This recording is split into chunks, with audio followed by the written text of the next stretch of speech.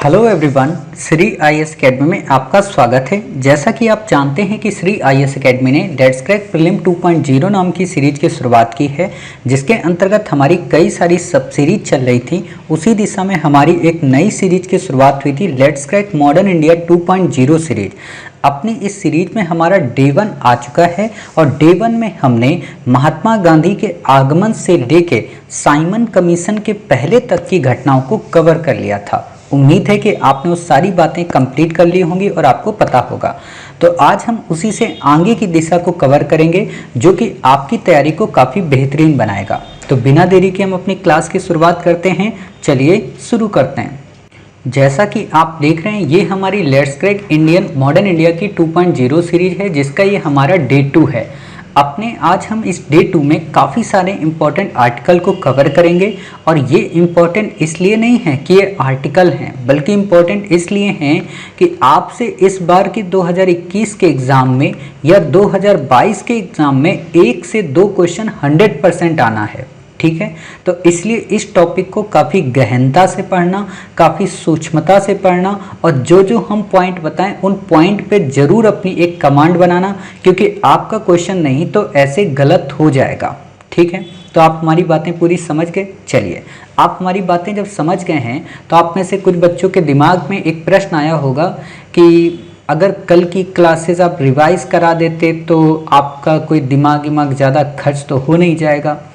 तो बिल्कुल सही बातें आप कह रहे हो कि कल की क्लास हम आपको रिवाइज करा दें, ताकि आपको आज की घटनाएं पूरी तरह से क्रमबद्ध याद हो जाएं। ठीक है, हमने आपको बताया था कि 1885 में कांग्रेस की स्थापना हुई थी। 1885 में कांग्रेस की स्थापना के बाद ही 1905 तक का एक जो दौर चलता है वो उदारवादी कहलाता है। 1905 से लेके 1919 तक का जो टाइम पीरियड चलता है वो उग्रवादी पंथी चलता है।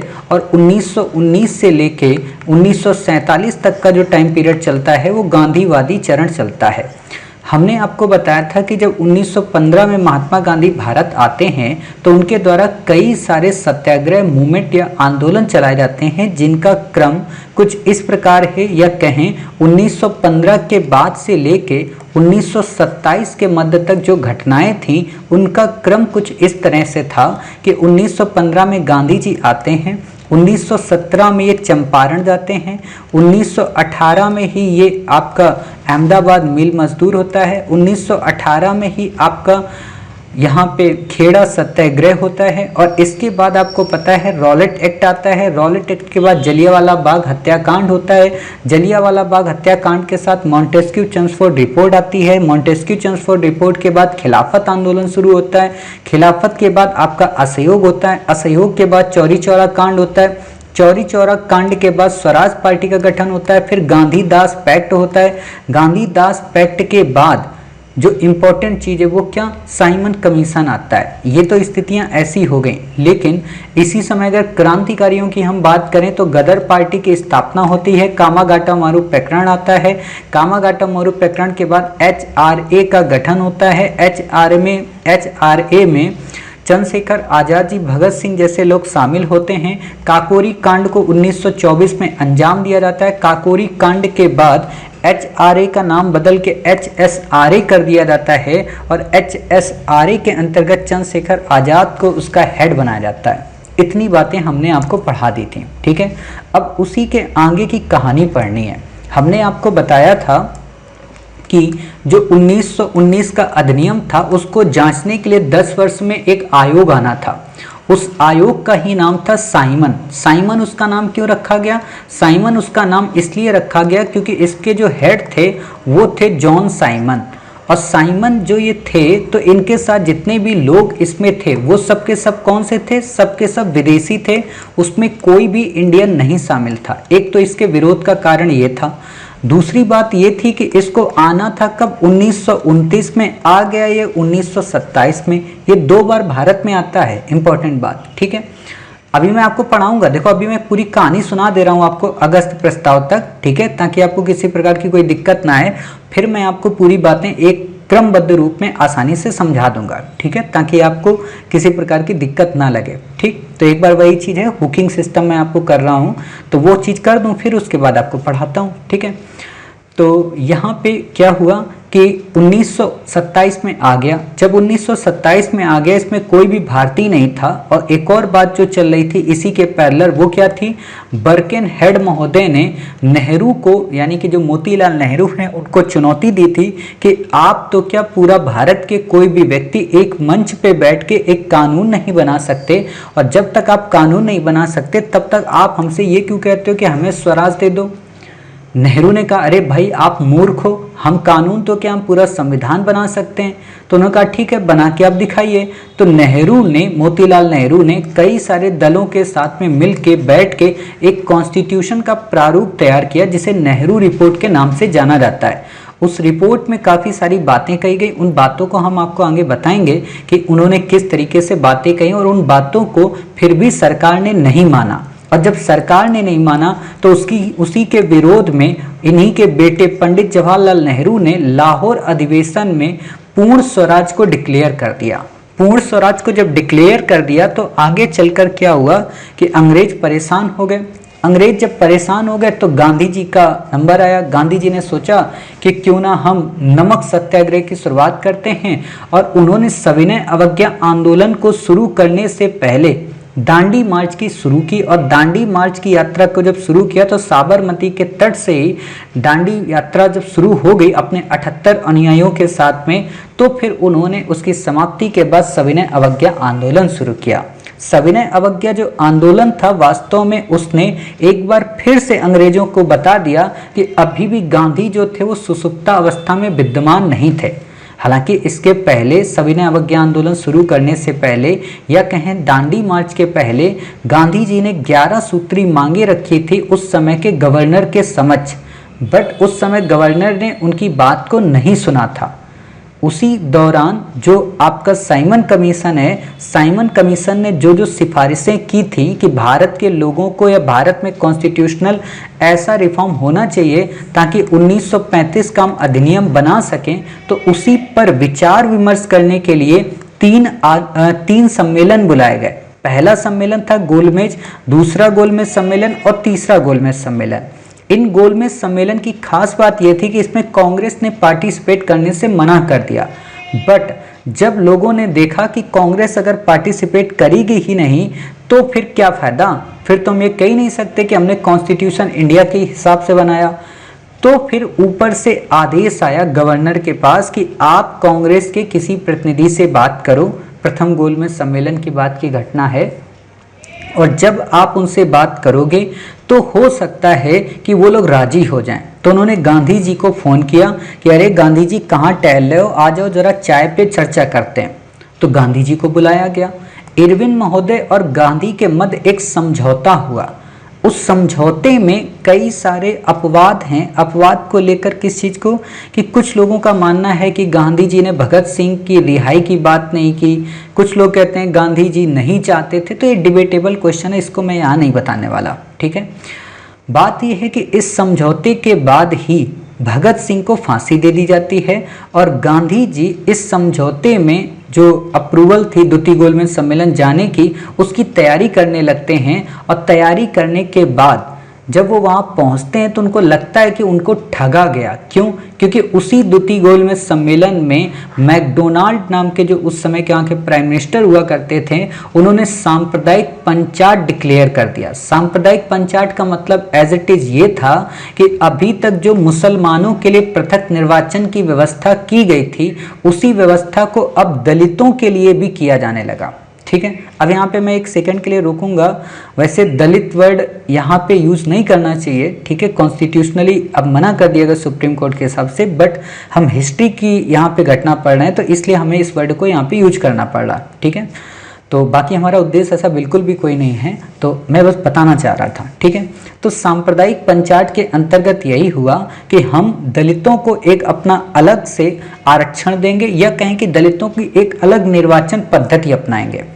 आप में से कई सारे बच्चों को लग रहा होगा सर पृथक निर्वाचन क्या होता है, तो सब बताएंगे। अभी शांत रहो, अभी बस घटना को देखो, ठीक है। गांधी जी इस चीज़ से नाराज हो गए और गांधी जी वापस चले आए। जब गांधी जी इस चीज़ से नाराज हो गए और वापस चले आए तो कई सारे गुटों में विरोधाभास होने लगा। तृतीय गोलमेज सम्मेलन हुआ, और गोलमेज सम्मेलन के बाद 1935 का भारत शासन अधिनियम का प्रारूप तैयार किया गया। उस प्रारूप में कई बातें थी।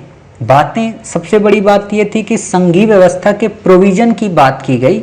ये बात अलग है कि वो संघ अस्तित्व में नहीं आ पाया। इसमें और भी कई सारे प्रोविजन थे, हम पढ़ेंगे क्योंकि काफ़ी इंपॉर्टेंट प्रोविजन है। आपसे 1935 का अधिनियम इस पर पूछा जा सकता है, ठीक है।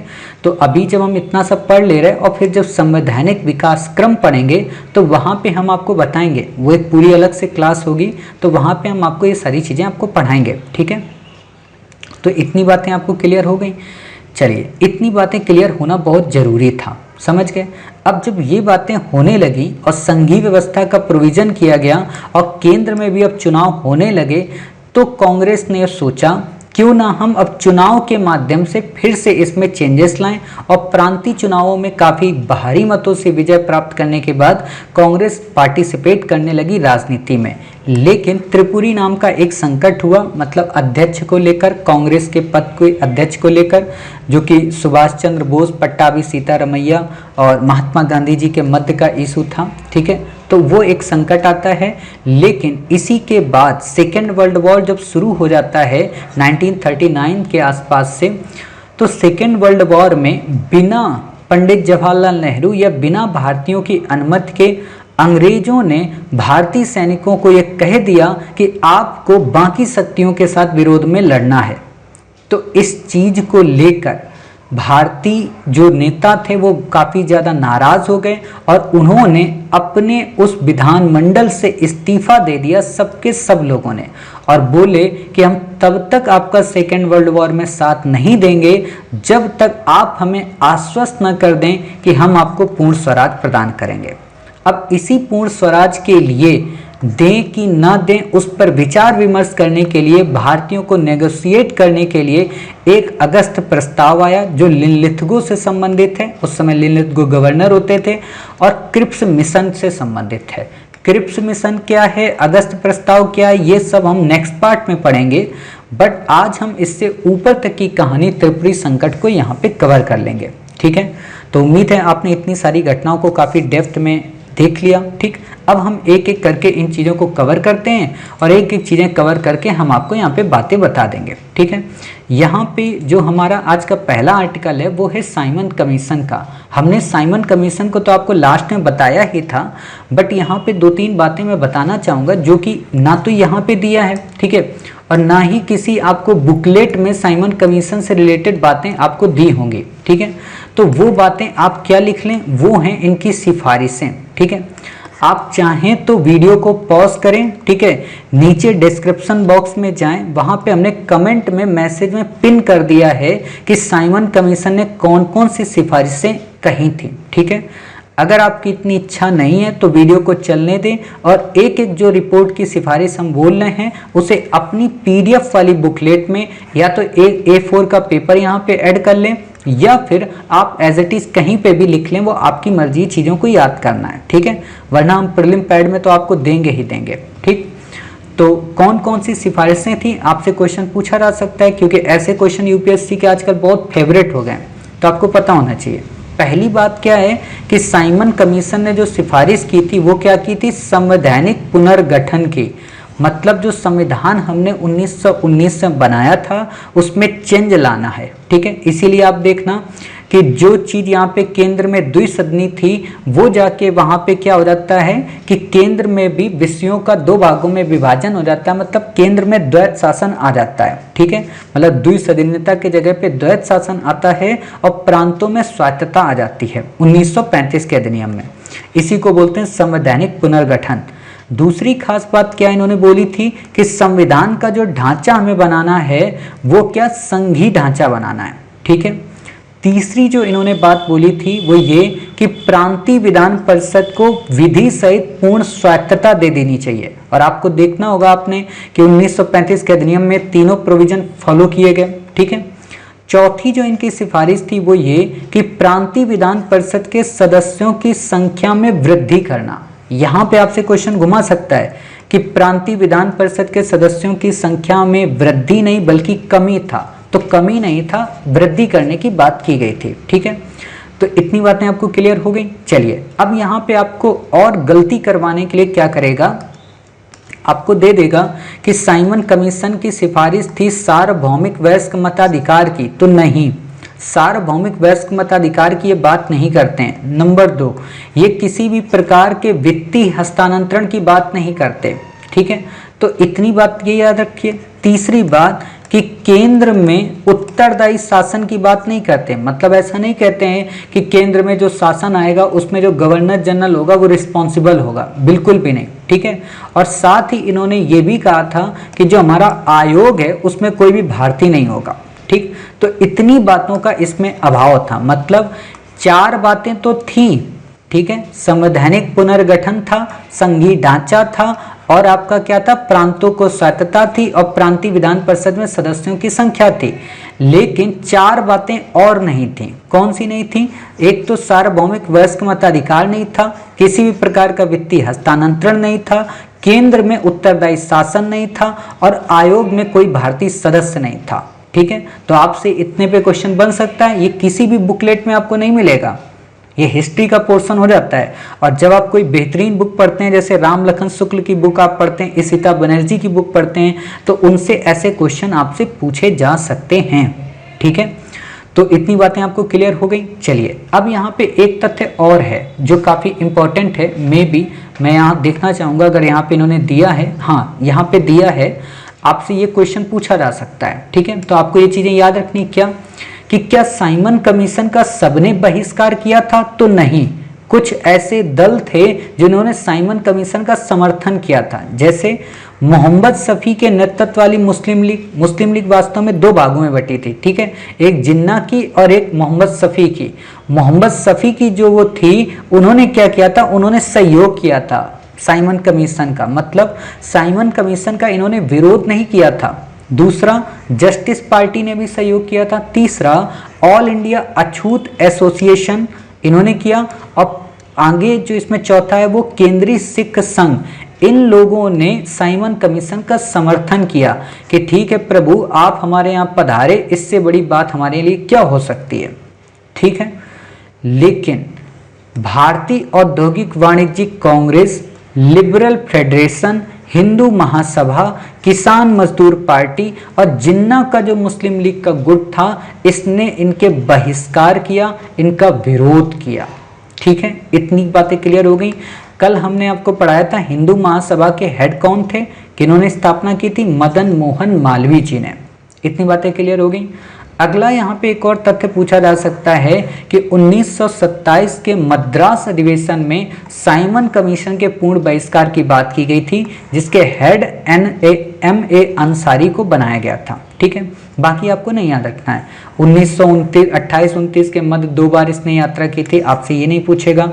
हाँ, इसी के उस ध्यान में रखते हुए गोलमेज सम्मेलन का आयोजन हुआ। कई बार क्वेश्चन आपसे पूछ लेता है कि गोलमेज सम्मेलन जो हुआ था उसका मतलब पर्पस क्या था, उसका क्यों गठन किया गया था। तो वही बात है कि साइमन कमीशन की रिपोर्ट पर विचार विमर्श करने के लिए गोलमेज सम्मेलन का गठन किया गया था, ठीक है। तो इतनी बातें क्लियर हो गई। चलिए अब बात आती है साइमन आयोग की नियुक्ति के समय, मतलब नेहरू रिपोर्ट के बारे में। तो नेहरू रिपोर्ट के बारे में क्या था, मैंने आपको पहले ही बता दिया था कि नेहरू रिपोर्ट को लेकर क्या स्थिति हुई थी कि लॉर्ड बर्केनहेड जो उस समय के भारत के सचिव होते थे, उन्होंने भारतीयों के समक्ष एक चुनौती रखी थी कि आप एक ऐसा कॉन्स्टिट्यूशन बनाएं जिसको सभी लोग मान्य हो जाएं। लेकिन भारतीयों को लगता था बिल्कुल हम बना लेंगे, और इसी दिशा में नेहरू, जो कि मोतीलाल नेहरू हैं, उन्होंने अपनी समिति में कई सारे सदस्यों के साथ मिलके, जिनमें तेज बहादुर सप्रू, सुभाष चंद्र बोस, मंगल सिंह, अली इमाम, GR प्रधान, शोएब कुरैशी, यहाँ तक कि पंडित जवाहरलाल नेहरू, ये सब लोग शामिल थे, और इन्होंने मिलकर एक कॉन्स्टिट्यूशन का प्रारूप तैयार किया, ठीक है। इस कॉन्स्टिट्यूशन की खास बात क्या थी कि इस कॉन्स्टिट्यूशन में 1928 में अपनी जो रिपोर्ट उन्होंने पेश की, इसमें डोमिनियन स्टेट की बात की गई थी। अब कई बच्चों को लगता होगा डोमिनियन, ये वर्ड हम कई बार सुनते हैं, तो डोमिनियन का देखो मतलब जो होता है वो ये होता है कि आपका संविधान होगा, आपका कानून होगा, आपके नीति नियम होंगे, लेकिन जो हेड ऑफ स्टेट होगा वो कौन होगा, ब्रिटेन होगा। मतलब वो देश होगा जो आप पर अपनी प्रभुता बनाए हुए, अर्थात संपूर्ण प्रभुत्व संपन्न नहीं होगा देश, समझ गए। जैसे अभी आप पढ़ते होंगे कि हमारे देश का हेड ऑफ स्टेट कौन होता है, हेड ऑफ स्टेट राष्ट्रपति हमारे यहाँ का, ठीक है। हेड ऑफ गवर्नमेंट कौन है, प्राइम मिनिस्टर है। बट अगर आपसे ये क्वेश्चन पूछा जाता उस समय तो हेड ऑफ कौन होता था, ब्रिटेन होता था। इसीलिए आपको मैं एक बात बताऊं, आपने देखा होगा कि जब देश को आजादी दी गई 1947 में, 14 और 15 अगस्त को क्या बना था 1947 में, 14 और 15 अगस्त को 1947 के दौरान 2 डोमिनियन स्टेट बने थे।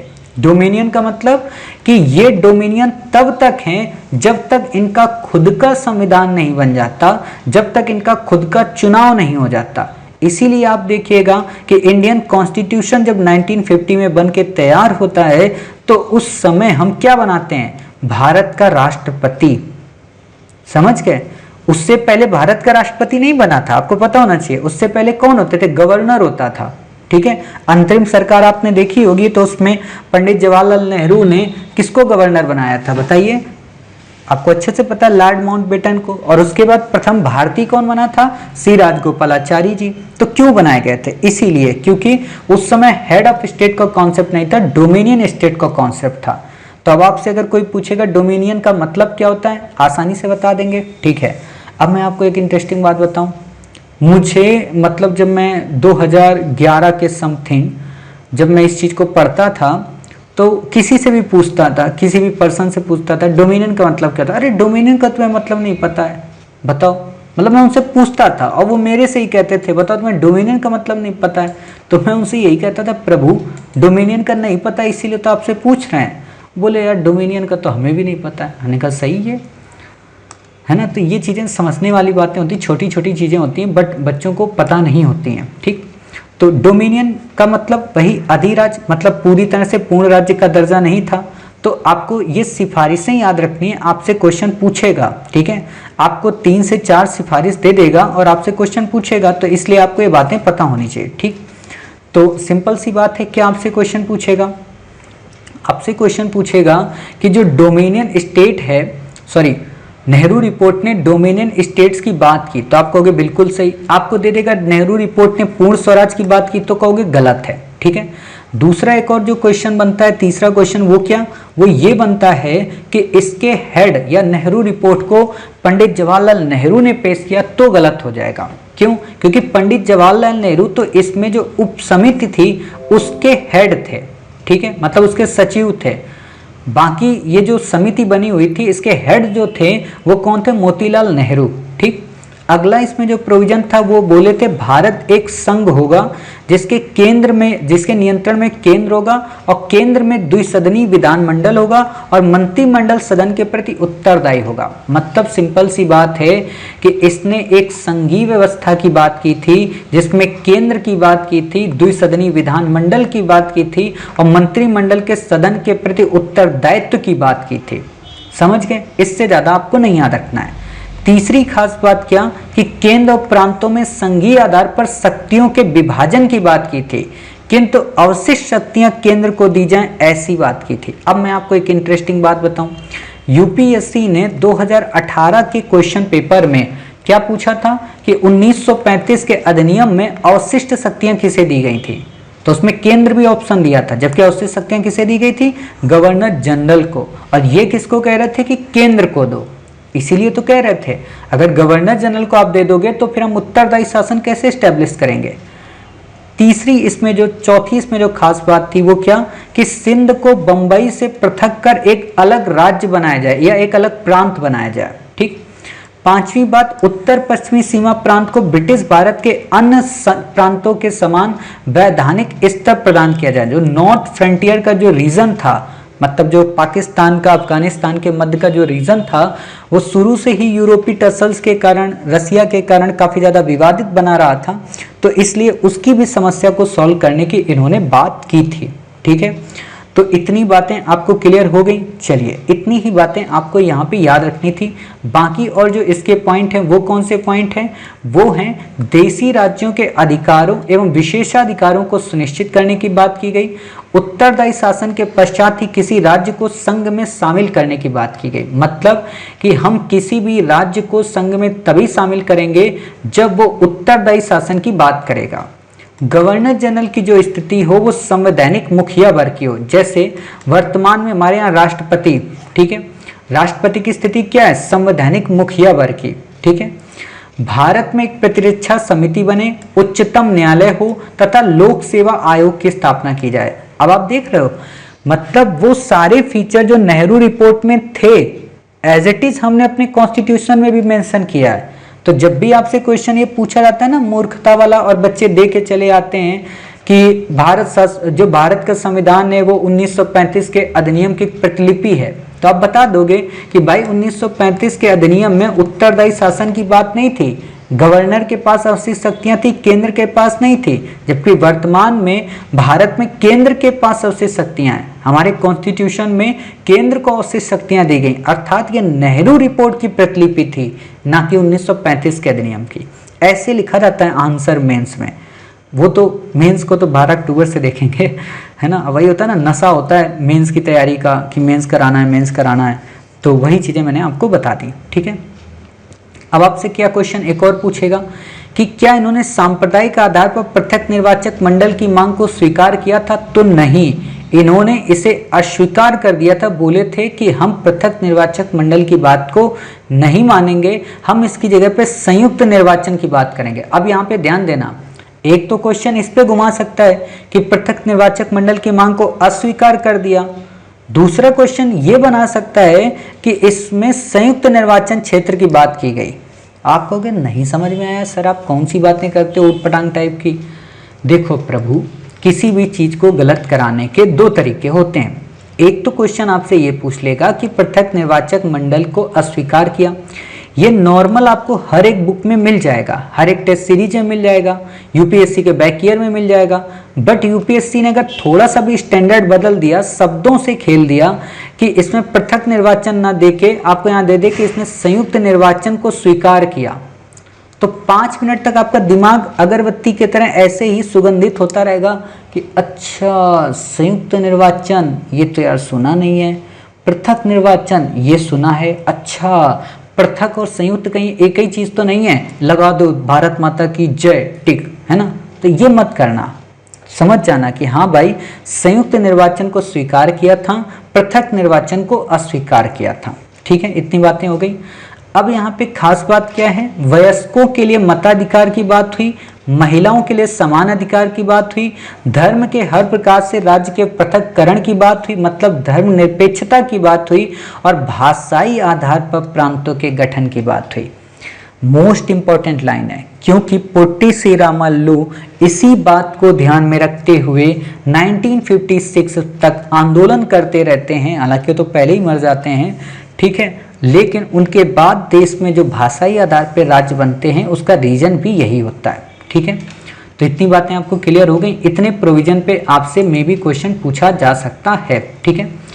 अब बात आती है कि कांग्रेस में सुभाष चंद्र बोस, जवाहरलाल नेहरू, सत्यमूर्ति जैसे युवा नेता डोमिनियन स्टेट्स की जगह पे पूर्ण स्वराज की बात करते थे। इसीलिए 1928 में कलकत्ता के कांग्रेस अधिवेशन में कांग्रेस में ही मतभेद हो गया और ये हुआ कि हम पूर्ण स्वराज चाहिए, हमें इस बात को नहीं मानना है। तो वहीं गांधी जी ने समझाया कि अरे परेशान ना हो, अगर नहीं वो मानते हैं तो हम आपको फिर पूर्ण स्वराज के साथ समर्थन कर देंगे।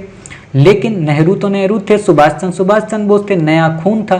तो इन तीनों ने, सुभाष चंद्र बोस ने, पंडित जवाहरलाल नेहरू ने, सत्यमूर्ति ने विरोध किया और पूर्ण स्वतंत्रता की प्राप्ति के लिए 1928 में ऑल इंडिया इंडिपेंडेंस लीग की स्थापना की। आपसे इसी पे क्वेश्चन पूछा जा सकता है कि ऑल इंडिया इंडिपेंडेंस लीग की स्थापना किसने की थी, B.R. अम्बेडकर साहब ने, सुभाष चंद्र बोस ने, पंडित जवाहरलाल नेहरू ने या सत्यमूर्ति ने। तो आप बता देना कि साहब सत्यमूर्ति, सुभाष चंद्र बोस और पंडित जवाहरलाल नेहरू, इन तीनों लोगों ने मिलकर इस व्यवस्था को अंजाम दिया था, ठीक है। इतनी बातें आपकी क्लियर हो गई। अब यहाँ पे एक बात और बता दें, जो यहाँ पे कुछ पॉइंट नहीं दिए गए हैं, उन पॉइंट को भी आप लिख लीजिए। वही होता है ना कि देखो एक बुकलेट में कहीं कुछ होता नहीं है, ठीक है ना, तो इसलिए मुझे वो पॉइंट बताने पड़ते हैं। अब ये जो पॉइंट होंगे ये आपके इशिता बनर्जी के, आपके राम लखन शुक्ल के, बिपिन चंद्र के, NCERT के, उनके पॉइंट होते हैं, ठीक है। क्या पॉइंट है, नेहरू रिपोर्ट में लिख लीजिएगा चाहे तो यहाँ एक पेज ऐड कर लीजिए, वहाँ पे लिख लीजिए कि और पॉइंट कौन कौन से थे। जैसे कि एक पॉइंट इसमें था मूल अधिकार का, कि फंडामेंटल राइट की बात की गई थी। दूसरा नागरिकता संबंधी प्रोविजंस की बात की गई थी। और इसमें एक खास बात और क्या थी कि संघ बनाने की स्वतंत्रता की बात की गई थी, ठीक है। और इसमें यह भी कहा गया था कि जो द्विसदनी विधायिका बनेगी, वो तो मैंने आपको बता ही दिया, द्विसदनी विधायिका की बात हुई थी, लेकिन इसमें जो सदस्य थे उसमें बोला था इन्होंने 500 सदस्य होंगे और 200 सदस्य होंगे। मतलब जो निम्न सदन होगा उसमें 500, मतलब लोकसभा एज इट इज, और उच्च सदन जो होगा यानी कि राज्यसभा, उसमें 200 मेंबर के आसपास होंगे। और आपने देखा होगा जब हमारा कॉन्स्टिट्यूशन बन गया तो उसमें भी यही सारी चीज़ों की बातें हुई। अब यहाँ पे आपको मूल अधिकार की जगह पे ना घुमा देगा क्वेश्चन की मौलिक कर्तव्यों की बात की गई, तो आप कह देना कि साहब मौलिक कर्तव्यों की बात यहाँ पे नहीं की गई थी, ठीक है। तो इतनी बातें हो गई। चलिए, इससे ज़्यादा आपको यहाँ पे कुछ भी नहीं पढ़ना है, ठीक। अब बात आती है यहाँ पे इसी के आगे, वो क्या कि मुस्लिम तथा हिंदू सांप्रदायिकता प्रतिक्रिया। अब जब ये रिपोर्ट आई तो सिंपल सी बात है, मुसलमान अलग नाराज हुए। क्यों? क्योंकि पृथक निर्वाचन की बात नहीं की गई। हिंदू जो थे वो और नाराज हुए। क्यों? क्योंकि उनको लग रहा था कि आप एक तरीके से भेदभाव कर रहे हो, ठीक है। तो इसी भेदभाव को लेकर मतलब हिंदू महासभा ने इनका विरोध किया, ठीक है। और मुस्लिम लीग ने भी विरोध किया। तो उन्हीं चीज़ों को हम देख लेते हैं। यहाँ पे क्या था कि 1927 में मुस्लिम लीग के दिल्ली अधिवेशन में अनेक मुस्लिम नेताओं ने भाग लिया था और उन्होंने 4 मांगों को संविधान के प्रस्तावित मसौदे में जोड़ने की बात की थी कि आप ये 4 मांगे और इसमें शामिल कर लो। पहला, केंद्रीय विधायिका में मुसलमानों को 1/3 प्रतिनिधित्व दिलाओ। दूसरा, पंजाब और बंगाल में प्रतिनिधित्व का अनुपात आबादी, ये आपसे नहीं पूछेगा, याद ही मत रखो, पूछेगा ही नहीं तो क्यों याद रखोगे, ठीक है। हाँ, आप इसको ये लिख सकते हो कि ये एक तरीके का क्या था, दिल्ली प्रस्ताव, इसे दिल्ली प्रस्ताव के नाम से जाना जाता है, ठीक है। तो इससे ज़्यादा आपको यहाँ पे नहीं याद रखना है। अब यहाँ पे एक बात और बता दूं, ऑल इंडिया इंडिपेंडेंस लीग जो है ना, इसको हो सकता है ये भी लिख के दे दे भारतीय स्वतंत्रता लीग। तो आप समझ जाना कि भारतीय स्वतंत्रता लीग की स्थापना भी किसके द्वारा की गई थी, पंडित जवाहरलाल नेहरू, सुभाष चंद्र बोस और सत्यमूर्ति के द्वारा, ठीक है। तो आपको इससे ज़्यादा याद नहीं रखना। मैंने ऑलरेडी आपसे MCQ में उम्मीद है ऐसे क्वेश्चन पूछे हैं, ठीक है, तो आपको पता होना चाहिए। इतनी बातें हो गई, बाकी आपको यहाँ पे कुछ भी नहीं याद रखना है। अब वही है कि नेहरू ने जब अपनी रिपोर्ट दी तो उसके विरोध में क्या मुस्लिम लीग शांत बैठेगी? बिल्कुल भी शांत नहीं बैठेगी। तो इसलिए मुसलमानों का प्रतिनिधित्व करने के लिए जिन्ना ने 14 सूत्री मांगे रखी। अब आपको यहीं पे क्वेश्चन घुमा देता है क्या कि नेहरू रिपोर्ट पहले आई थी कि जिन्ना का 14 सूत्री मांगे आई थी, तो पहले नेहरू फिर जिन्ना की 14 सूत्री मांगे, ठीक। इनमें क्या था, इसमें इन्होंने कहा था, आपसे क्वेश्चन नहीं पूछेगा बट पता होना चाहिए। अगर क्वेश्चन आएगा तो अभी नेहरू रिपोर्ट पे आएगा, अगले वर्ष हो सकता है जिन्ना पे आए, ठीक है।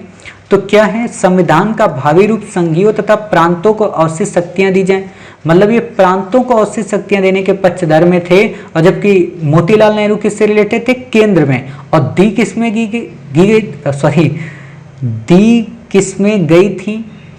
किसमें दी गई थी आपको, गवर्नर जनरल को, ठीक है। साइमन कमीशन रिपोर्ट मैंने बताई थी ना, उसी के अंतर्गत। और यूपीएससी ने 2018 में क्वेश्चन भी पूछा है। देश के सभी विधानमंडलों तथा सभी प्रांतों की अनिर्वाचित संस्थाओं में अल्पसंख्यकों को पर्याप्त एवं प्रभावी नियंत्रण दिया जाए। सभी प्रांतों को समान स्वायत्तता प्रदान की जाए। सांप्रदायिक समूह का निर्वाचन पृथक निर्वाचन पद्धति से किया जाए। ये सारी बातें इसमें इन्होंने की थी, ठीक। आप इन चीज़ों को पढ़ लीजिए, आपसे क्वेश्चन नहीं पूछेगा, पढ़ लीजिए क्योंकि काम आएगा। बाकी यहाँ पे मुझे समझाने वाली कोई भी ज़रूरत की चीज़ नहीं है, ठीक है। अगला यहाँ पे जो इम्पोर्टेंट है, जिस पे क्वेश्चन कई बार पूछा गया है और मे भी आपसे भी क्वेश्चन पूछा जा सकता है, तो वो क्या है, वो है 1929 का लाहौर अधिवेशन, जिसमें पूर्ण स्वराज की बात की गई। खास बात और पहला प्रश्न वो ये कि पंडित जवाहरलाल नेहरू ने इसकी अध्यक्षता की थी। आपको यहाँ दे देगा मोतीलाल नेहरू इसके अध्यक्ष थे, तो बिल्कुल भी नहीं, पंडित जवाहरलाल नेहरू इसके अध्यक्ष थे। दूसरी खास बात जो इस पे है वो ये कि इन्होंने नेहरू समिति की रिपोर्ट को निरस्त कर दिया और लाहौर अधिवेशन में पूर्ण स्वराज की बात की। अब एक बात बताओ, अगर नेहरू रिपोर्ट को ही मतलब मान लेते, मतलब अपने पिताजी की बात को मान लेते, तो बेटा कैसे आगे देश का प्राइम मिनिस्टर बनता, समझ गए। तो इसीलिए आप लोग इतिहास से ये सबक लो कि अगर कई बार आपके माता पिता आपकी उस नीति का विरोध कर रहे हैं जो सही है और आप उनको समझाना चाह रहे, वो नहीं समझ रहे, तो आप विद्रोह भी अगर करेंगे तो गलत नहीं होगा। सपोज करो, मान लो आप ही लोग हो, आप में से कई देवियां हैं, ठीक है, उनका विवाह कब कर देना चाह रहे हो, लेकिन आप में से अधिकांश को पता है कि विवाह करके गुलामी नहीं करनी है, बर्तन नहीं धोने, आईएएस बनना है, ठीक है। तो आईएएस बनने के लिए अगर आपको अपने घर से विद्रोह करना पड़े तो उचित है, ये अनुचित नहीं है। हाँ, अनुचित कब हो जाता कि जब आप घर से विद्रोह इसलिए कर रहे होते क्योंकि आपको कोई पसंद आ गया, तब वो अनुचित हो जाता कुछ हद तक, ठीक है। हालांकि उसमें भी हमारा कॉन्स्टिट्यूशन कहता है कि उचित अनुचित क्या होता है, वो बालिग और नाबालिग के हिसाब से डिसाइड होता है, लेकिन इथिकली वो गलत हो जाता है। कानूनी आपके लिए सही होगा विवाह करना कि हाँ आप वयस्क हो गए हैं, लेकिन पिता के दायित्व और माता के दायित्व के हिसाब से ये आपका इथिकली बिहेवियर जो होगा वो रॉन्ग होगा। बाकी केस स्टडी पढ़ाएंगे तो समझाएंगे, यहाँ पे नहीं बताना है, ठीक है। तो इतनी बातें आपको क्लियर हो गई कि यहाँ पे नेहरू समिति की रिपोर्ट को खारिज किया गया और पूर्ण स्वराज के प्रस्ताव को अपनाया गया।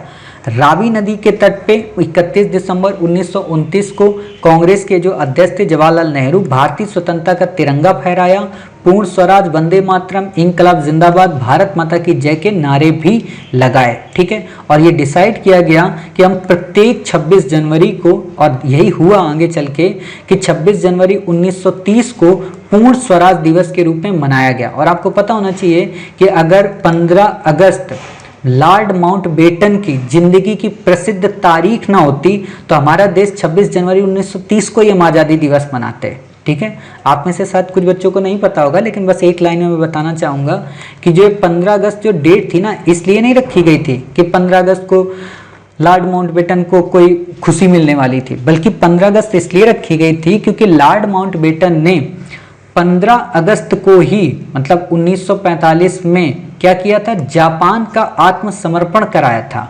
आपको पता है सेकेंड वर्ल्ड वॉर में जापान एक बहुत बड़ी शक्ति बन के उभर कर आई थी, और अमेरिका ने जब उसमें नागासाकी पे हमला किया था, हिरोशिमा और नागासाकी पे, तो क्या हुआ था, जापान आत्मसमर्पित कर दिया। तो उस समय जो प्रतिनिधित्व कर रहा था सेना का कमांडर, चीफ कमांडर, वो लॉर्ड माउंटबेटन ही था। तो इसके लिए जिंदगी की 15 अगस्त तारीख बहुत ही मतलब प्रसिद्ध और शुभ मानी जाती है। जैसे मान लीजिए जिस दिन आपके प्रियतम या प्रेयसी या आप लोगों का जो 14 फरवरी है ना, सबसे खुशनसीब वाला दिन होता है आपका, ठीक है। तो वही होता है, उनके लिए भी यही था।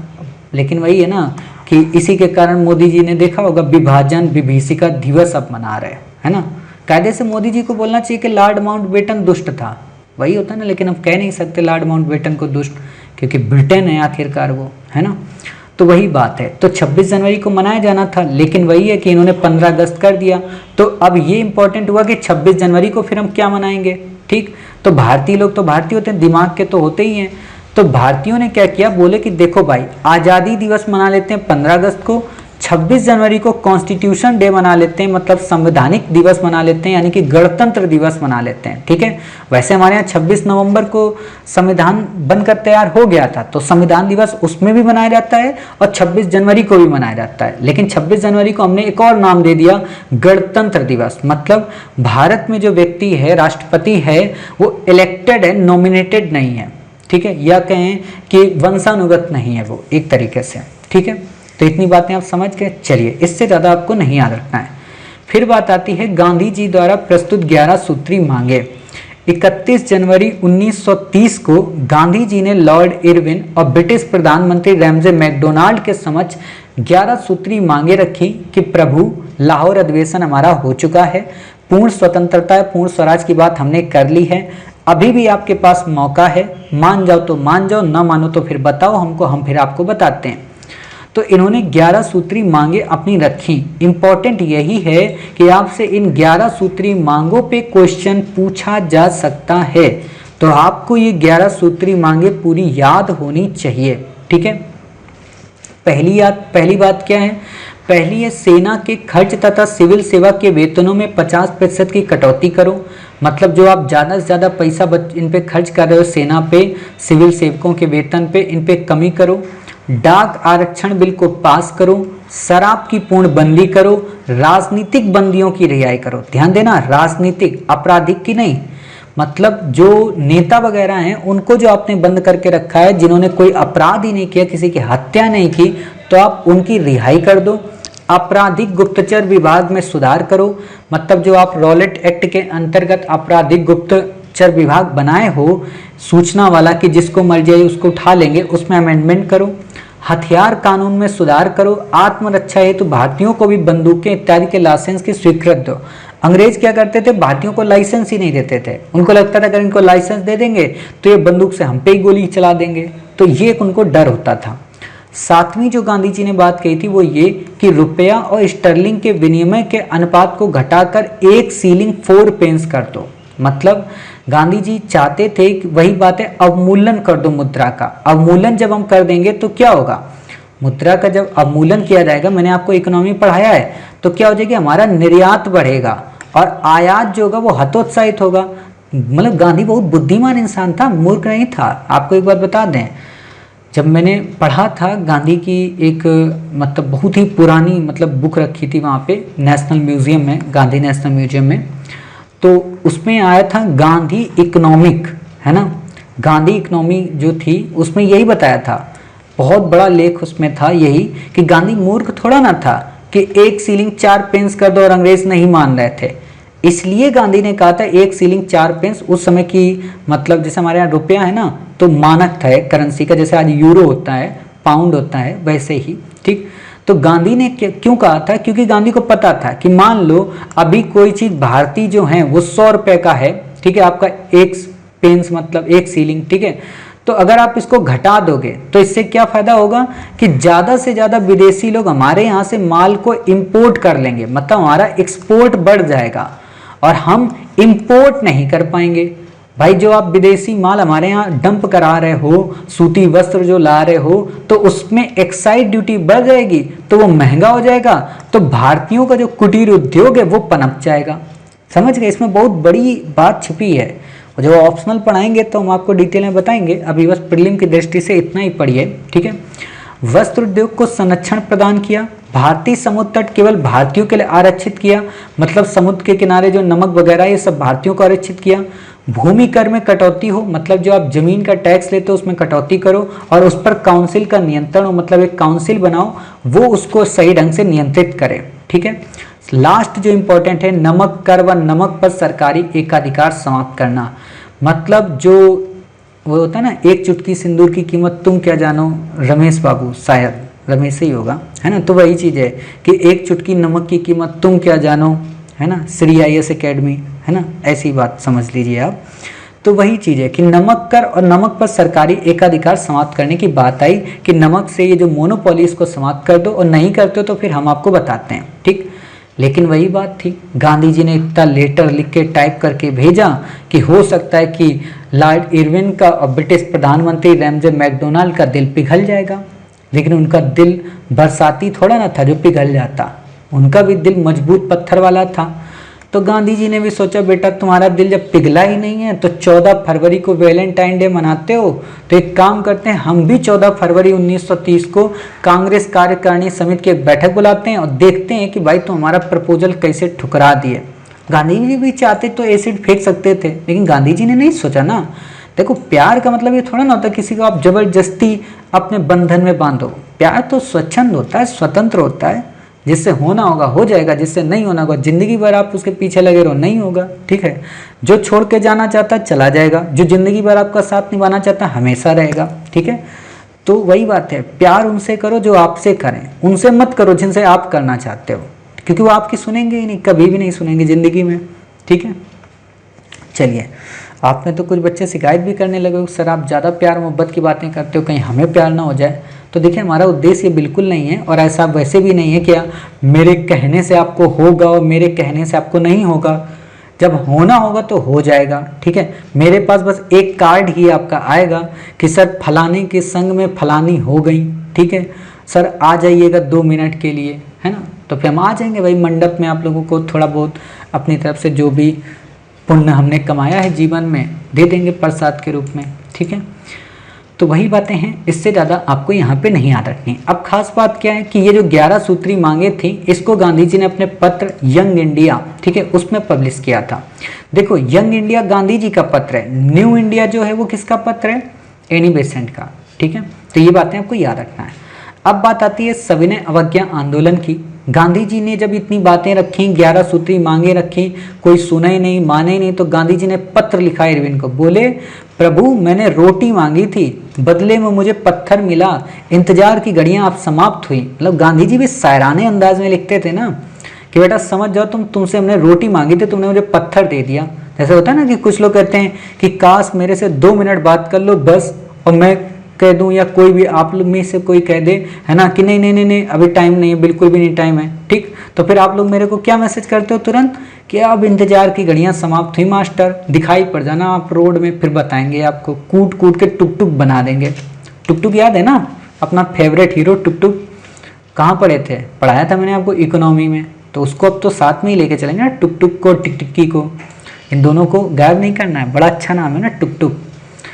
चलिए अब यहाँ पे देखते हैं आगे क्या है। सविनय अवज्ञा आंदोलन के तहत गांधी जी ने 12 मार्च 1930 को क्या किया, 78 अनुयायियों के साथ 240 मील की एक यात्रा की, जो कि 5 अप्रैल 1930 को गुजरात के समुद्र तट पर दांडी गांव पहुंचे, जिसे दांडी मार्च के नाम से जाना जाता है, और वहीं पे मुट्ठी भर नमक लिया। 6 अप्रैल को उसको लेके नमक कानून तोड़ा। अंग्रेज कहते थे आप नमक नहीं बना सकते, देखो समुद्र से नमक बनाना होता है, ठीक है। अब उसी नमक को बनाने के प्रोसेस को अंग्रेजों ने मना कर रखा था, क्यों, क्योंकि अंग्रेज चाहते थे हम नमक से भी पैसा लेंगे। अब सोच सकते हो कि मतलब कहते हैं उस दिन बहुत बढ़िया आर्टिकल छपा था ब्रिटेन के समाचार पत्रों में कि उस देश में नमक बनाने का अधिकार बताओ आप लोग नहीं दे रहे हो।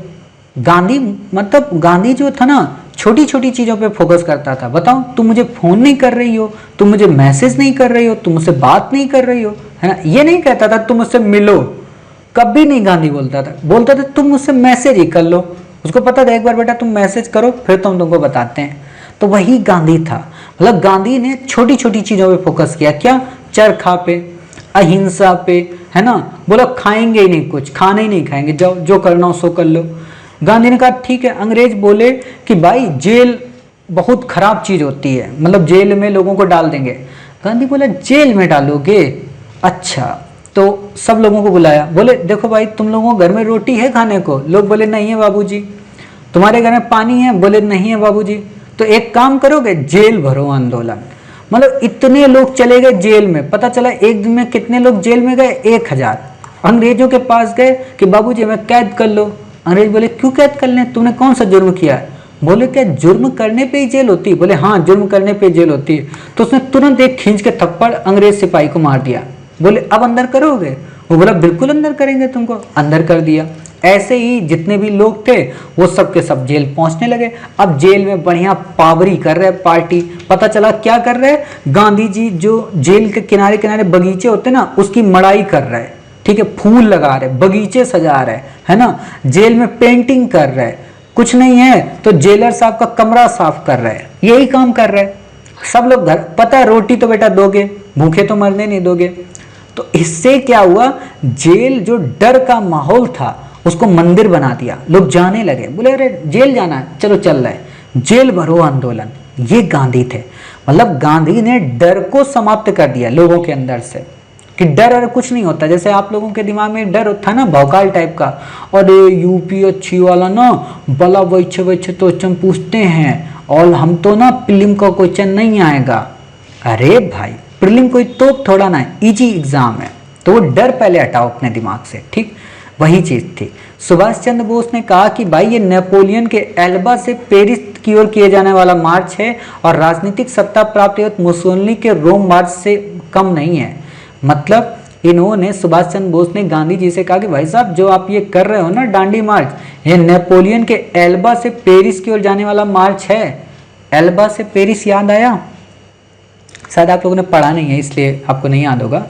नेपोलियन को आपको पता होना चाहिए, जब हरा दिया जाता है, हरा के पराजित कर दिया जाता है तो उसे एल्बा नामक एक आइलैंड में भेज दिया जाता है। लेकिन नेपोलियन दोबारा फिर सत्ता पे आता है और काबिज होता है तो एल्बा से पेरिस की ओर जाता है, उसी को बोलते हैं नेपोलियन का एल्बा से पेरिस की ओर मार्च। फिर वही होता है, बाद में उसको भेज दिया जाता है बहुत दूर, सेंट हेलेना, ठीक है, वहाँ पे, ठीक। तो इससे ज़्यादा आपको नहीं याद रखना है। अब कुछ इंपॉर्टेंट बातें, सविनय अवज्ञा आंदोलन के नेतृत्व में समूचे भारत में फैल गया। यूपीएससी आपसे क्वेश्चन पूछ सकती है क्या कि अन्य जगह पे, मान लो गांधी ने तो दांडी में नमक कानून तोड़ा, बाकी जगह पे किसने तोड़ा, तो तमिलनाडु में गांधीवादी जो राजनेता थे सी राजगोपालाचारी, उन्होंने तंजौर में त्रिचनापल्ली से वेदारण्यम तक नमक यात्रा की। मालाबार में वायकोम सत्याग्रह के नेता के कलप्पन ने कालीकट से पेन्नोर तक नमक यात्रा की। आपको याद होना चाहिए वायकोम सत्याग्रह के कौन नेता थे, अभी हमने करंट में आपको पढ़ाया है, कल ही पढ़ाया है ना। क्या नाम था बताइए उनका, याद आ रहा है आप लोगों को? नाम नहीं याद आ रहा है, इसीलिए कहते हैं कि हर एक इंसान का नाम याद रखा करो, ठीक है। कल ही हुआ है नारायण गुरु, ठीक है। एक जाति एक धर्म एक ईश्वर की बात, ठीक। आंध्र प्रदेश के विभिन्न जिलों में नमक सत्याग्रह के मुख्यालय के रूप में शिविरम यानी कि सैनिकों को स्थापित किया गया, ठीक है। बाकी धरसाना में सरोजनी नायडू जी थी प्रमुख, तो ये बातें आपको याद रखनी, ठीक है। असम में भी ये कानून टूटा। अब वही बात है ना, गांधी जी ने क्यों नमक कानून तोड़ा, और उनको पता है कि अंग्रेज तो क्या अंग्रेज के पिताजी भी नहीं रोक सकते। पता है ना गांधी जी को कि 7,516 किलोमीटर की हमारे पास क्षेत्रफल है, लगा लो बेटा सेना, तुम कहाँ तक लगाओगे? समझ गए, मूर्ख नहीं था। गांधी पे लिखूंगा बुक अपनी लाइफ में, आप लोग IAS बनो, फिर गांधी पे बुक लिखूंगा, है ना। हालांकि मेरी इतनी औकात तो नहीं है गांधी पे लिखने की, लेकिन लिखूंगा गांधी का नाम लगा के कि भाई गांधी जी ये कहते हैं, ठीक है। तो गांधी पे जितनी मैंने रिसर्च की है उस पर मैं लिखूंगा बुक, बहुत जल्दी ही पब्लिश होगी। तो वही बातें हैं, बाकी मॉडर्न इंडिया में पढ़ाएंगे, आप लोग समझ नहीं पाते ना गांधी को, ठीक। पश्चिमोत्तर सीमा प्रांत में खान अब्दुल गफ्फार खान ने नेतृत्व किया सविनय अवज्ञा आंदोलन का। यूपीएससी ऐसे बड़े क्वेश्चन पूछती है कि सविनय अवज्ञा आंदोलन का पश्चिमोत्तर भारत में किसने किया, ठीक है। सविनय अवज्ञा आंदोलन का धरसाना में किसने किया, ठीक है। तंजौर में किसने किया, तो आपको पता होना चाहिए कि साहब खान अब्दुल गफ्फार खान ने किया था। इनका एक संगठन था खुदाई खिदमतगार, जो कि लाल कपड़े पहनते थे इसलिए उनको लाल कुर्ती बोला जाता है, ठीक। उनकी एक पत्रिका निकलती थी पख्तून, क्योंकि वहाँ पख्तून रीजन है ना, तो इसलिए पख्तून उनकी पत्रिका एक निकलती थी। तो इतनी बातें आपको याद हो गई, ठीक। बाकी यहाँ पे आपको कुछ भी याद रखने की ज़रूरत नहीं है। रानी गाइडल्लू का नाम याद रखना है, नागालैंड में इन्होंने इस चीज़ की बात की थी, और बाद में जब देश आज़ाद हुआ तो पंडित नेहरू ने इनको रानी की उपाधि दी थी और इनको जेल से रिहा कराया था, ठीक है। बाकी आपको यहाँ पे कुछ भी नहीं याद रखना है। ये मैंने आपको बताया था कि साइमन आयोग की रिपोर्ट के आधार पर इंग्लैंड में 3 गोलमेज सम्मेलन आयोजित किए गए थे, जिसमें जो पहला था 1930 से 1931 के मध्य। इसकी खास बात क्या थी कि पहला गोलमेज सम्मेलन था, इसमें अधिकांश भारतीय गए थे, केवल कांग्रेस के प्रतिनिधि शामिल नहीं थे। खास बात एक और कि इसमें एक शख्स ऐसा है जो तीनों गोलमेज सम्मेलन में पार्टिसिपेट किया, वो थे डॉक्टर भीमराव अंबेडकर साहब, ठीक है। तो इनका नाम इंपॉर्टेंट है, आप याद रखिएगा। इस सम्मेलन में कांग्रेस ने पार्टिसिपेट नहीं किया था, ये इंपॉर्टेंट बात है, आपको याद रखनी है। दूसरी खास बात यहाँ पे जो याद रखनी है वो क्या, वो आपको ये याद रखनी है इसमें कि हाँ, यहाँ पे और कुछ आपको नहीं याद रखना है। हाँ, यहाँ पे ये बातें याद रखनी कि आगे चल के तेज बहादुर सप्रू और जयकर के प्रयासों से 5 मार्च 1931 को गांधी जी और इरविन के मध्य एक समझौता हुआ। 5 मार्च को देखो ये हुआ है 1931। भगत सिंह को फांसी कब दी गई? 23 मार्च 1931। तो अब आप समझ लेना कि पहले क्या हुआ था, गांधी इरविन समझौता, बाद में भगत सिंह जी को फांसी, ठीक है। तो 5 मार्च 1931 को हुआ। इनमें जो 11 सूत्री मांगे थी ना, उनमें कुछ को मांगना गया, जैसे जिन राजनीतिक बंदियों पर हिंसा के आरोप हैं उन्हें छोड़कर शेष को रिहा किया जाए। गांधी जी ने कहा था कि भारतीयों को समुद्र किनारे नमक बनाने की अनुमति दो, शराब व विदेशी वस्तुओं की दुकान पर कानून की सीमा के भीतर धरना देने की बात करो, सरकारी नौकरी से त्यागपत्र देने वाले सरकार उनको वापस लेने में उदारता दिखाएगी। मतलब वही बात है ना, जो जोश जोश में IAS की नौकरी छोड़ आए थे उनको दोबारा आपको IAS बनाना ही बनाना है, ठीक है। तो इस चीज़ की बात यहाँ पे इन्होंने की, लेकिन वही बात है कि गांधी जी की कुछ बातों को स्वीकार किया गया और कुछ बातों को नहीं स्वीकार किया गया, ठीक है। तो इतनी बातें इन्होंने मान ली थी, ठीक। वायसराय ने इतनी बातें मान ली थी, मतलब जो वैसे हिंसात्मक जो लोग थे उनको नहीं वो किया था, ठीक। कांग्रेस की तरफ से गांधी जी ने निम्न बातों को स्वीकार किया कि सविनय अवज्ञा आंदोलन हम स्थगित करेंगे, बहुत अच्छी बात है। कांग्रेस निकट भविष्य में होने वाले दूसरे गोलमेज सम्मेलन में भाग लेगी। That's important point. आपसे इसी पे क्वेश्चन बोलेगा कि गांधी इरविन समझौते में क्या गांधी ने डिसाइड किया था कि दूसरे गोलमेज सम्मेलन में भाग लेगी? तो बिल्कुल, कांग्रेस ब्रिटिश सामानों का बहिष्कार नहीं करेगी। मतलब वही है ना, चाइना के प्रोडक्ट को हम बहिष्कार नहीं करेंगे, इस चीज़ की भी गांधी जी ने उसमें गारंटी दी थी, ठीक है। तो इतनी बातें आपको क्लियर हो गई। चलिए, इतनी ही बातें आपको यहाँ पे याद रखने की आवश्यकता है, ठीक। बाकी आपको यहाँ पे नहीं याद रखना है। अब ये हो गया। मलंग बाबा किसको जाना जाता है? महात्मा गांधी को मलंग बाबा के नाम से जाना जाता है। ठीक है, उत्तर पश्चिमी प्रांत के लोगों ने गांधी जी को मलंग बाबा के नाम से संबोधित किया था। जब MCQ कराएंगे तो वहाँ पे भी हम आपको ये चीज़ें बताएंगे। ठीक, अब बात आती गांधी इरविन समझौते का कांग्रेस नेताओं ने स्वागत किया था। ठीक है, बाकी आपको यहाँ पे कुछ भी नहीं याद रखना है, ये भी आपसे नहीं पढ़ना है। हाँ, इंपॉर्टेंट बात ये है कि युवा कांग्रेसी नेता असंतुष्ट रहे। क्यों? क्योंकि 23 मार्च 1931 को लाहौर में फांसी दे दी गई थी। किनको? भगत सिंह, राजगुरु और सुखदेव को। ठीक है, मार्च 1931 में कांग्रेस का विशेष अधिवेशन कराची में संपन्न हुआ, जिसे कराची अधिवेशन कहते हैं। और इस कराची अधिवेशन में ही गांधी इरविन पैक्ट को स्वीकार किया गया और पहली बार कांग्रेस ने मौलिक अधिकारों, राष्ट्रीय आर्थिक कार्यक्रमों से संबंधित प्रस्ताव भी स्वीकार किए। और कराची अधिवेशन की जो अध्यक्षता थी वो सरदार वल्लभ भाई पटेल ने की थी। मोस्ट इंपॉर्टेंट बात। ठीक है, ये बात याद रखना। और हो सकता है आपसे इस स्टेटमेंट पे भी क्वेश्चन पूछ ले कि गांधी मर सकता है परंतु गांधीवाद नहीं। गांधी जी ने कांग्रेस के किस अधिवेशन में ये बात कही थी? ठीक है, तो कराची अधिवेशन में कही थी। तो आपको याद हो गया, कराची में वल्लभ भाई पटेल थे, लाहौर में कौन था बताइए? कौन था? पंडित जवाहरलाल नेहरू, है ना। अब कुछ लोग तो का याद आ गया होगा, किचन में कौन था? मैं थी, तुम थी, है ना, वो वाला का गाना याद आ रहा हो। एक से एक आप लोग हो।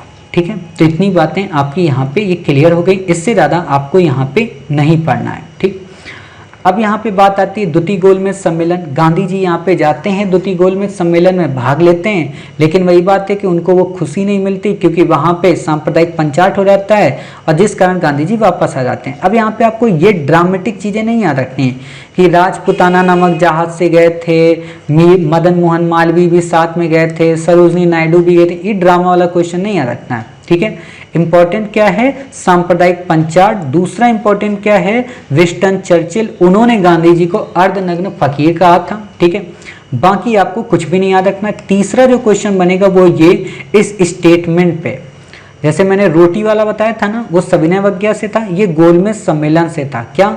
मैं खाली हाथ लौटा हूं किंतु मुझे संतोष है कि जो ध्वज मुझे सौंपा गया था मैंने उसे नीचा नहीं होने दिया और उसके सम्मान के साथ समझौता नहीं किया। तो आपसे इस पे क्वेश्चन पूछा जा सकता है। ठीक, तो वही बात है, भारत आकर गांधी जी ने उस समय के वायसराय वेलिंगटन, क्योंकि उसमें इरविन जा चुके थे, उनसे बोले कि हमें तुमसे मिलना है। वो बोले हमारे पास टाइम ही नहीं है। ठीक, और खास बात तो क्या थी, उन्होंने गांधी इरविन समझौते को भी समाप्त कर दिया। बोले हम ये कोई भी बात नहीं मानेंगे, नया समझौता करना हो तो करो। क्योंकि उस समय जो मैकडोनाल्ड था उसने गुस्सा आ गया था, वो बोला कि गांधी की बात ही मत सुनना, कोई भी मत सुनना। ठीक है, तो वही चीज़ हो गई यहाँ पे भी। तो गांधी जी भी गांधी थे, उन्होंने कहा भाड़ में जाओ आप सबके सब, अब हम द्वितीय सविनय अवज्ञा आंदोलन शुरू करेंगे। मतलब जो पहला हमने रोक दिया था ना, हमने तो इसलिए रोका था क्योंकि तुमने कहा था हम अपने वादे पूरे निभाएंगे, अब तुम वादे निभाओगे नहीं तो हम भी थोड़ा ना रुक सकते हैं। तो गांधी जी ने फिर द्वितीय सविनय अवज्ञा आंदोलन की शुरुआत की। और द्वितीय सविनय अवज्ञा आंदोलन जब शुरू किया तो काफ़ी सारे जो शीर्ष के नेता हैं उनको गिरफ्तार कर लिया गया, उनको कैद कर लिया गया। और इस तरीके से एक समय के बाद ये द्वितीय सविनय अवज्ञा आंदोलन स्थिर पड़ गया और गांधी जी 1934 में इसको पूरी तरह से स्थगित कर देते हैं। ये बात अलग है कि जो सांप्रदायिक पंचाट था उसको गांधी जी ने सॉल्व कर दिया था। प्रश्न आपसे यही पूछेगा कि सांप्रदायिक पंचाट से आशय था तो विभिन्न संप्रदायों के प्रतिनिधित्व के विषय में सांप्रदायिक पंचाट जारी करना, ताकि अल्पसंख्यक जो समुदाय के लोग हैं उनको विधानमंडल में कुछ सीटें आरक्षित कर दी जाएं। और इसमें खास बात यह थी कि मुसलमान, सिख और ईसाई के साथ साथ दलित वर्ग को भी अल्पसंख्यक मानकर हिंदुओं से अलग कर दिया गया। अब यहाँ पे मैं एक बात बताऊं, थोड़ा सा मेंस का है वो बता देना चाहता हूं कि अंबेडकर को मानने वाले गांधी को यहीं पे गाली देते हैं। ठीक है, गांधी को मानने वाले लोग अंबेडकर को यहीं पे गाली देते हैं। ठीक है, सॉरी उल्टा बोल गया, मतलब अंबेडकर को मानने वाले लोग गांधी को गाली देते हैं। हाँ ठीक है, और गांधी को मानने वाले लोग अंबेडकर को गाली देते हैं, जबकि मूर्ख दोनों के दोनों हैं। मतलब दोनों के दोनों गाली देने वाले लोग मूर्ख हैं। ये लोग मूर्ख नहीं थे।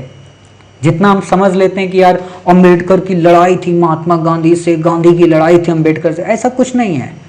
गांधी ने अंतिम समय तक पंडित जवाहरलाल नेहरू से कहा कि कुछ भी हो जाए इंडियन कॉन्स्टिट्यूशन में अंबेडकर होना ही चाहिए, क्योंकि उससे बड़ा प्रबुद्ध इंसान अभी पूरे भूलोक में नहीं है। समझ सकते हो, मतलब जो धुर विरोधी हो उसको साथ में रख रहा है गांधी। तो ये गांधी था। मतलब वही बात है, गांधी में एज इट इज अकबर था कि अच्छे लोगों को बड़ा परखता था, छोड़ता नहीं था, उनको भगाता नहीं था, अच्छे लोगों की बड़ी तारीफ करता था। सुभाष चंद्र बोस की खूब तारीफ की है। वो आप लोगों को लगता है कि सुभाष चंद्र बोस नाराज हो गए या वल्लभ भाई पटेल नाराज हो गए, बिल्कुल भी नाराज नहीं हुए थे।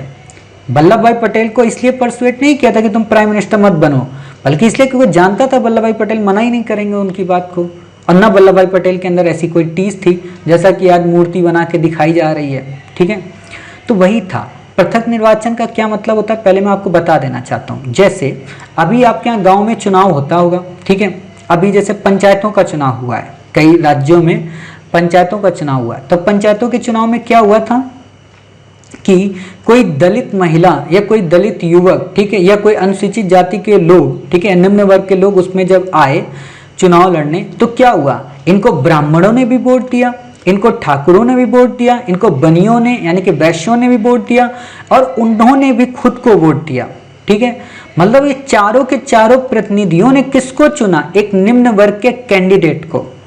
तो एक बात बताओ, अगर कोई ब्राह्मण, अगर कोई क्षत्रिय, अगर कोई वैश्य, अगर किसी दलित व्यक्ति को चुन रहा है, तो इसमें दलित व्यक्ति को सम्मानी बनना चाहिए कि उसको अपने आप में अपमानी महसूस होना चाहिए? सम्मानी होना चाहिए ना, कि भाई तुमको चुना है किसी ने, यानी कि तुम उसके इक्वल हो।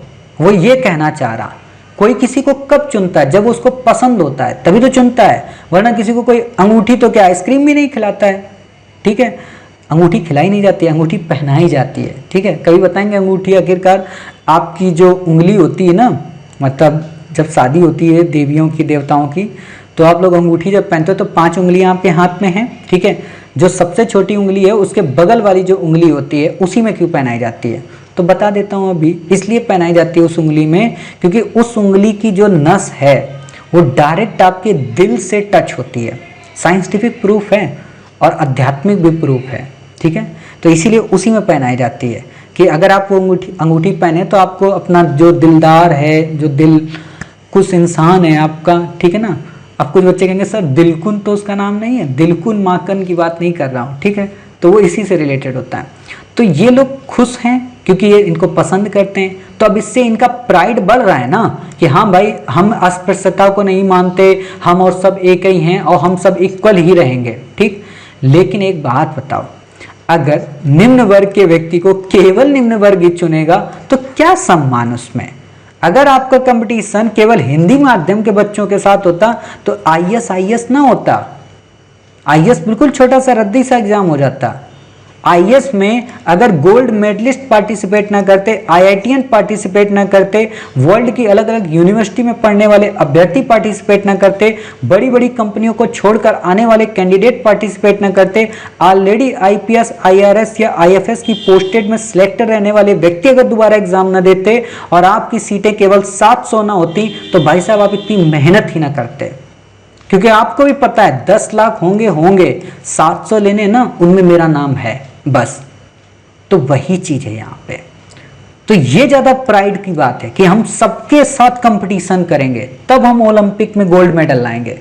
घर में जीत लिए, हाई स्कूल में 12 में टॉपर बन गए, क्या फायदा?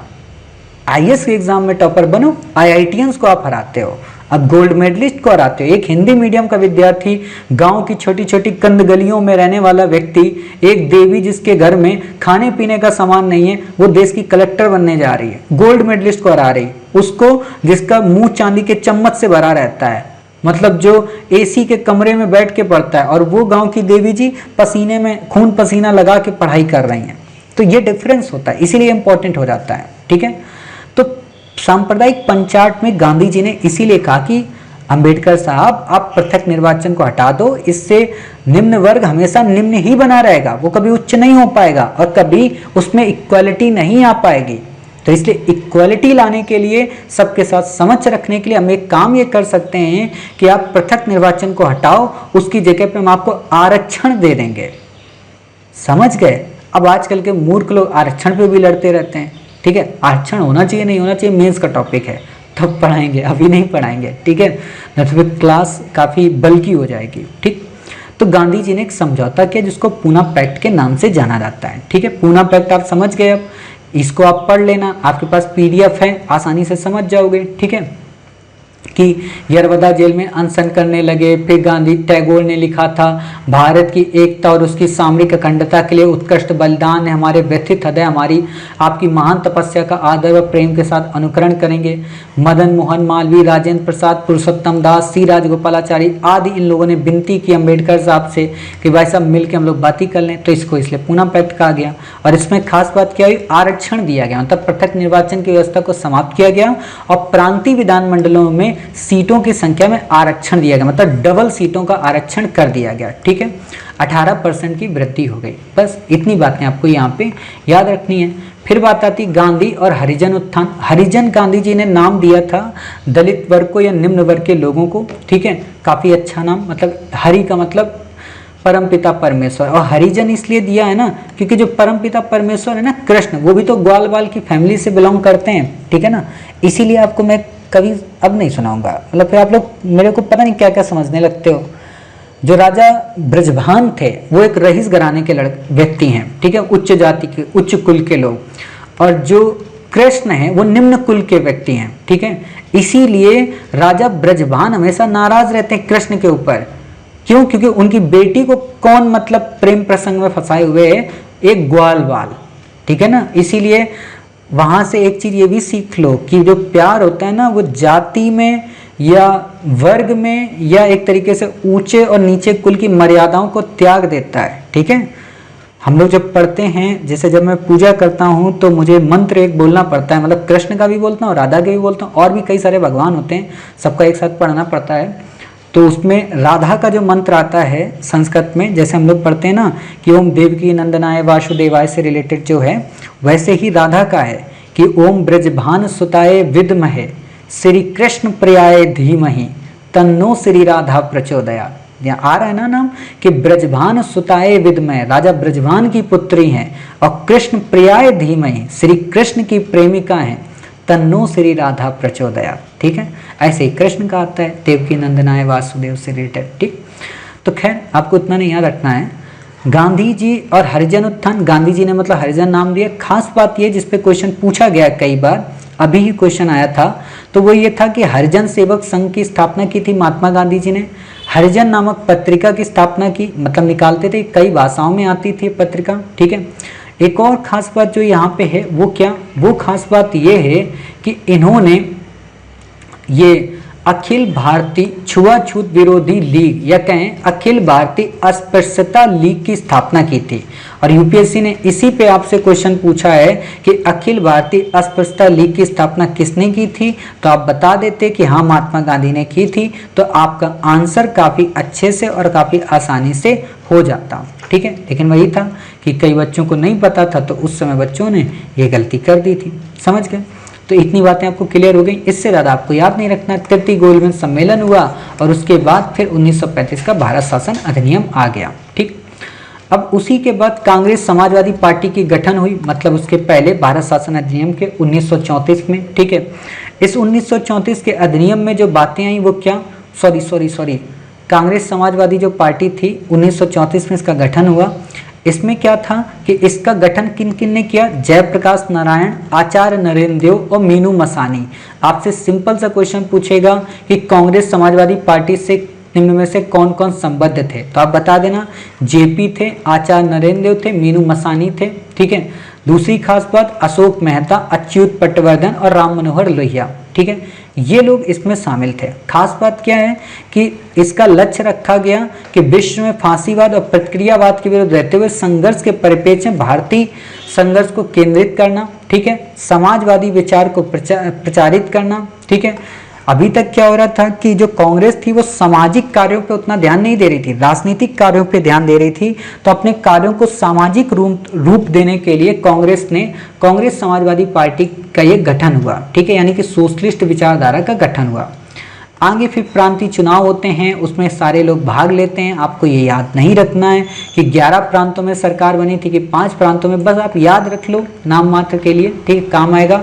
बाकी ये इंडेक्स आपसे नहीं पूछेगा, आपसे अंतरिम सरकार वाला इंडेक्स जरूर पूछ सकता है, वो इम्पोर्टेंट है। ठीक है, बाकी आपको यहाँ पे कुछ भी याद रखने की ज़रूरत नहीं है। ठीक, इतनी बातें हो गई।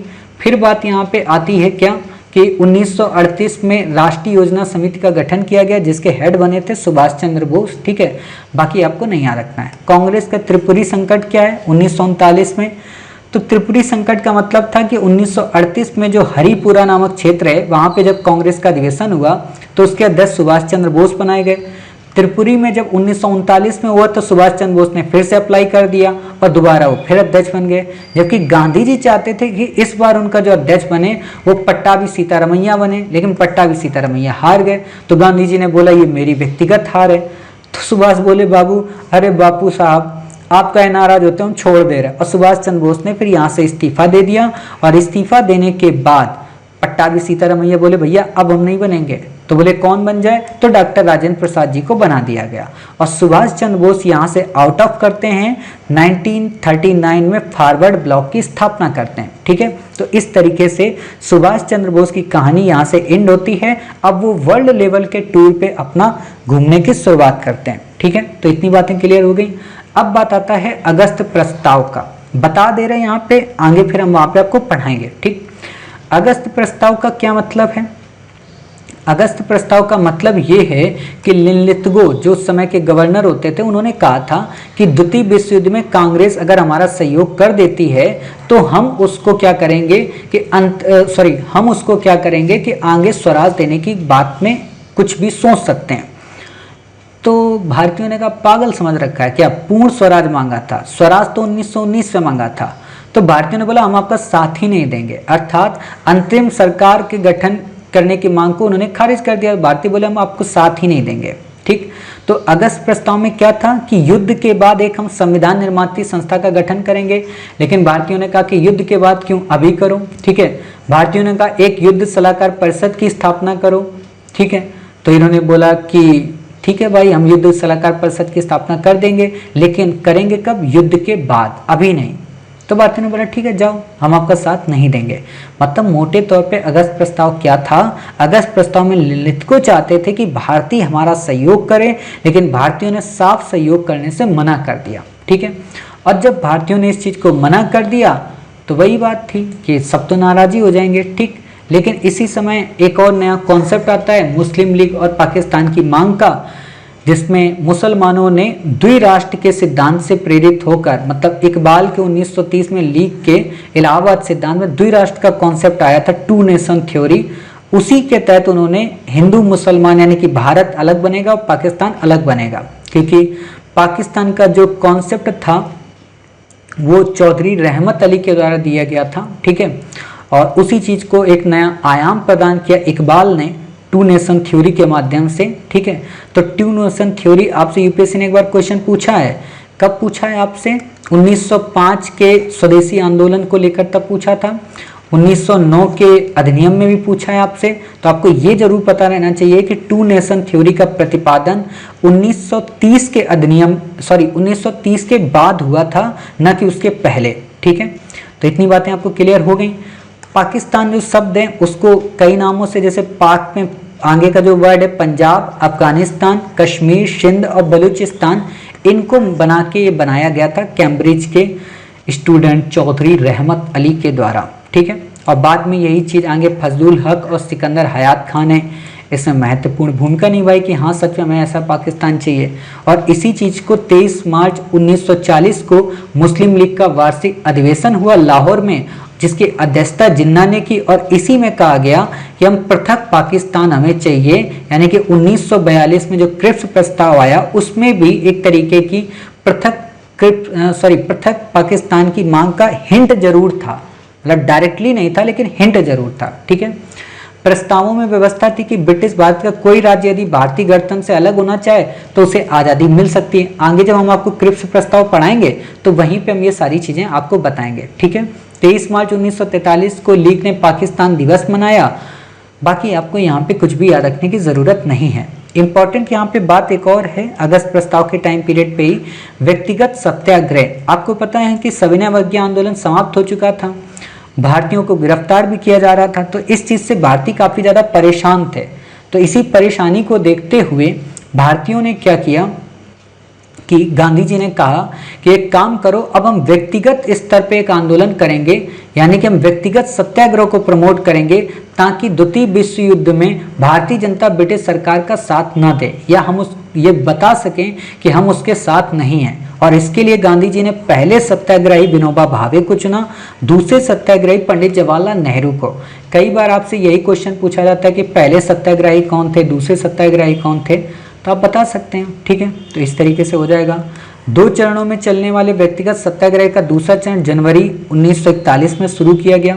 ठीक है, इससे ज़्यादा आपको यहाँ पे कुछ भी नहीं याद रखना है, आपसे क्वेश्चन नहीं पूछेगा। ठीक, तो इतनी बातें हमारी कंप्लीट हो गई। अब बात आती है क्रिप्स प्रस्ताव और भारत छोड़ो आंदोलन। इन दोनों चीज़ों को हम अपने नेक्स्ट पार्ट में पढ़ेंगे। यहाँ पे मैं अभी बिल्कुल नहीं बताने वाला, क्योंकि वहाँ पे पढ़ा नहीं है, तो क्यों यहाँ पे बताऊँ। ठीक है, तो आज की घटनाएं उम्मीद है आपको सारी पसंद आई होंगी, सारे कार्यक्रम आप समझ गए, ये भी समझ गए कि हाँ कौन कौन से आर्टिकल इसमें सबसे ज़्यादा इंपॉर्टेंट हैं, जिनमें मैंने आपको सबसे ज़्यादा इंपॉर्टेंट आर्टिकल के रूप में किसको बताया था। मैंने इंपॉर्टेंट आर्टिकल के रूप में सबसे पहले आपको बताया कि साइमन कमीशन की रिपोर्ट पे क्वेश्चन आएगा, नेहरू रिपोर्ट पे क्वेश्चन आएगा, लाहौर अधिवेशन पे आएगा, कराची अधिवेशन पे क्वेश्चन आएगा, और हो सकता है क्रम लगाने को आए। तो एक बार मैं फिर से क्रम बता देता हूं आपको ताकि दिक्कत ना हो। पहला क्रम क्या है, साइमन कमीशन। ठीक है, फिर यहाँ पे क्या है, नेहरू रिपोर्ट। ठीक है, यहाँ पे क्या है, लाहौर अधिवेशन। ठीक है, लाहौर अधिवेशन के बाद यहाँ पे क्या आएगा बताइए। लाहौर अधिवेशन के बाद यहाँ पे शुरू हुआ 11 सूत्री मांग। ठीक है, दांडी मार्च। ठीक है, दांडी मार्च के बाद गांधी इरविन समझौता। ठीक है, सॉरी, सविनय अवज्ञा आंदोलन। ठीक है, गांधी इरविन समझौता, भगत सिंह को फांसी, कराची अधिवेशन। ठीक है, और द्वितीय गोलमेज सम्मेलन, फिर सांप्रदायिक पंचायत, तृतीय गोलमेज सम्मेलन, पूना पैक्ट मतलब गांधी जी के साथ में। ठीक है, कांग्रेस समाजवादी पार्टी की स्थापना, और फिर आपका त्रिपुरी संकट का फॉरवर्ड ब्लॉक की स्थापना, अगस्त प्रस्ताव, है ना, व्यक्तिगत सत्याग्रह। तो ऐसे आपको पूरा क्रम याद रखना है। तो उम्मीद है आपको आज की क्लास समझ में आई। ठीक है, मिलते हैं अपने नेक्स्ट पार्ट यानी कि डे 3 में इंपॉर्टेंट घटनाओं के साथ। वो हमारा लास्ट पार्ट होगा, डे 3 लास्ट मतलब इसी का 1947 अंतिम चरण का। फिर इसके बाद हम अपने पूर्व के पार्ट को कवर करेंगे। ठीक है, तो तब तक अपना ख्याल रखिए, स्वस्थ रहिए। जय हिंद, जय भारत, वंदे मातरम, भारत माता की जय।